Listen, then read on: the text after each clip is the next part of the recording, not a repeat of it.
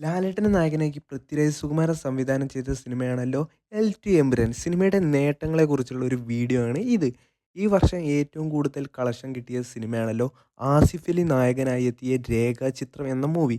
52 കോടിയായിരുന്നു സിനിമയുടെ world wide collection. ഇപ്പോൾ ഇത് ആദ്യ ദിവസത്തെ കളക്ഷനിലൂടെ തന്നെ എമ്പുരാൻ ആ റെക്കോർഡ് മറികടന്നിരിക്കുകയാണ്. അതേപോലെ തന്നെ മലയാളത്തിലെ പല പ്രമുഖ നടന്മാരുടെയും അതേപോലെ തന്നെ മലയാളത്തിൽ പോസിറ്റീവ് കിട്ടിയ സിനിമയുടെയും ഫൈനൽ കളക്ഷൻ റെക്കോർഡ് വെറും 2 ദിവസത്തെ കളക്ഷൻ കൊണ്ട് എൽ ടു എമ്പുരാൻ മറികടന്നിരിക്കുകയാണ്.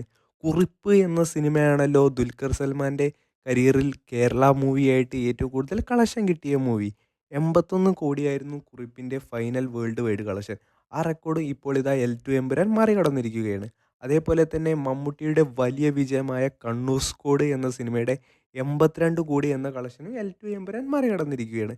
അതേപോലെ തന്നെ മമ്മൂട്ടിയുടെ കരിയറിലെ ഏറ്റവും കൂടുതൽ കളക്ഷൻ കിട്ടിയ സിനിമയാണല്ലോ അമൽ നീരജ് സംവിധാനം ചെയ്ത 'ഭീഷ്മപർവ്വം' എന്ന മൂവി. സിനിമയുടെ വേൾഡ് വൈഡ് ഫൈനൽ കളക്ഷനായിട്ട് 85 കോടിയായിരുന്നു സിനിമ നേടിയിട്ടുള്ളത്. ആ കളക്ഷൻ റെക്കോർഡ് ഇപ്പോൾ ഇതാ എൽ ടു എമ്പുരാൻ തൂക്കിയടിച്ചിരിക്കുകയാണ്. അതേപോലെ തന്നെ സമീപകാലത്ത് ലാലേട്ടൻ്റെ ഏറ്റവും കൂടുതൽ കളക്ഷൻ കിട്ടിയ സിനിമയാണല്ലോ 'നേര്' എന്ന മൂവി. ഏകദേശം 85 കോടിയായിരുന്നു സിനിമ കളക്ഷൻ നേടിയത്. ആ റെക്കോർഡും ഇത് വെറും 2 ദിവസത്തെ കളക്ഷൻ കൊണ്ട് എൽ ടു എമ്പുരാൻ മറികടന്നിരിക്കുകയാണ്. അതേപോലെ തന്നെ പൃഥ്വിരാജിൻ്റെ ഏറ്റവും അവസാനമായിട്ട് തിയേറ്ററിലെത്തിയ സിനിമയാണല്ലോ 'ഗുരുവായൂർ അമ്പല നടയിൽ' എന്ന മൂവി. സിനിമ ഏകദേശം അന്ന് 90 കോടിയോളം രൂപയായിരുന്നു കളക്ഷൻ നേടിയത്.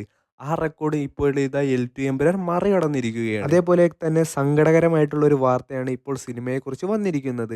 സിനിമ റീസെൻസറിന് പോയിരിക്കുകയാണ്. ഏകദേശം 17ഓളം ഭാഗങ്ങൾ സിനിമയിൽ നിന്ന് കട്ട് ചെയ്ത് ഒഴിവാക്കുമെന്നാണ് ഏറ്റവും പുതിയ റിപ്പോർട്ട്.